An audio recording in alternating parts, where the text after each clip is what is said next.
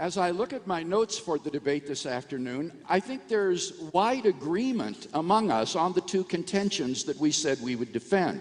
First, that if God does not exist, then there is no purpose for the universe, and our colleagues seem to agree with that. Secondly, on the other hand, if the God of biblical theism does exist, then clearly there is a purpose for universe and for life, and that's found in relationship with God. The question then is, have the two sides presented arguments and evidence for or against the existence of God?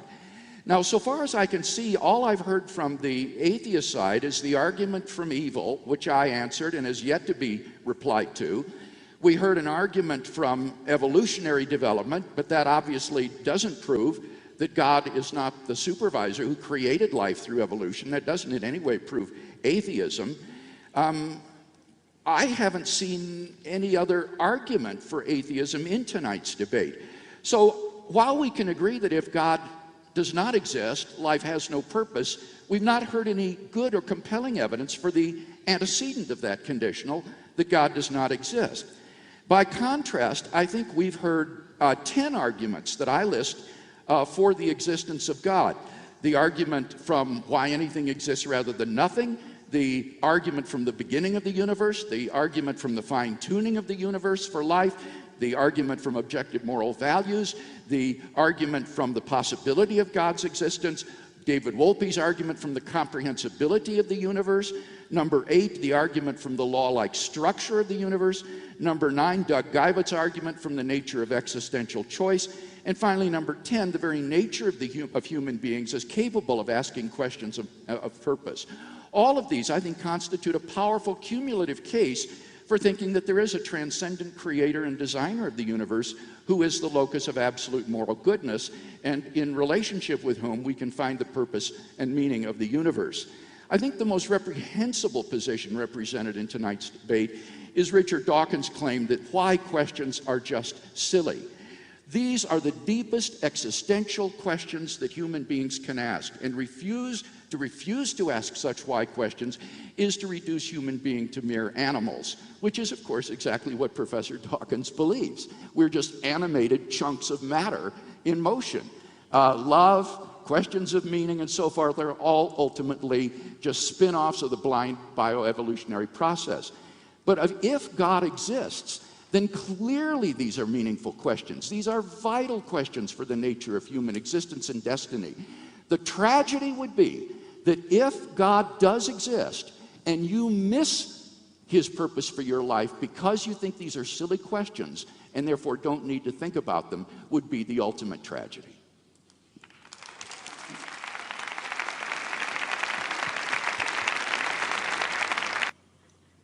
I think the whole case the other side is putting really comes down to an emotional case rather than a rational one. William Lane Craig seemed to think that it would be so intolerable, so disagreeable that we are doomed to death, that the universe is doomed to death, somehow playing on the heartstrings, playing on the emotions. It's not nice to think that we're all going to die. It's not nice to think that the universe is going to die a heat death and that everything is going to come to an end. It's not nice to think that everything is meaningless. And therefore, somehow that must prove that there is purpose in the universe, that there is some sort of top-down supervising God. David Wolpe seemed to, I thought rather disagreeably, claim for the theist side a monopoly on such things as love and the things that, again, touch the heartstrings. Do the people on that side really think that atheists don't love? Do they really think that we don't get a fantastic swelling of the breast when we look up at the Milky Way, when we look down a microscope and see the amazing complexity of life? Do you think that we don't have emotions? Do you think we're somehow mechanical? The other side uses words like mere, accident, reductive, nothing but chemistry, nothing but blind forces.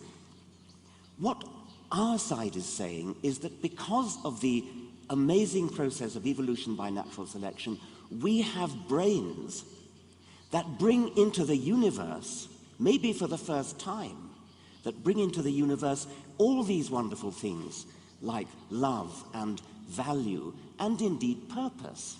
We construct our own purposes. Do you seriously think that the people on our side don't have purposes? Do you think that we don't fall in love? Do you think that we don't, when we write our books, have a purpose in writing our books? Do you think that when we go through life, we lack all purpose simply because there is no top-down governor? We have purposes just the same as anybody else. But we have an explanation for why we have a brain that has a purpose. It's because of evolution by natural selection. Now, Mr. Craig was critical of me for refusing to answer the why question because I said it's a silly question. The mere fact that you can ask a question in the English language doesn't make it a question that deserves an answer. I could say, what is the color of jealousy? It's not a sensible question. It's a silly question. And the same goes for the question of why is the universe the way it is. Well, there has been a major shift in the last two speeches in this debate. Did you see what it was? We've argued tonight, first of all, that if God does not exist, then the universe has no purpose. Our atheist colleagues admit that. But now what they've been claiming is, but look, we can construct a purpose for our lives, in Richard Dawkins' words. Or in Michael Shermer's words, we can develop ways to make us feel better, feeling like we have a purpose. Now, you see, this just is to say that we can pretend that the universe exists for some purpose. And this is just make-believe. This is the subjective illusion of purpose. But there is, on this view, no objective purpose for the universe. And we, of course, would never deny that you can't develop subjective purposes for your life. The point is, on atheism, they're all illusory. And that's why I agree with Richard Dawkins when he said, at bottom, this is an emotional question rather than a rational one. I wish I had had the courage to say that. I'm convinced that people adopt atheism, at least tonight, primarily for emotional rather than rational purposes. The rational arguments tonight all have supported theism. But you cannot live as though your life were purposeless and meaningless. And therefore you adopt subjective illusions of purpose to make your life livable. And that's why I think atheism is not only irrational, it is profoundly unlivable. You cannot live consistently and purposefully within the context of an atheistic worldview. Thank you.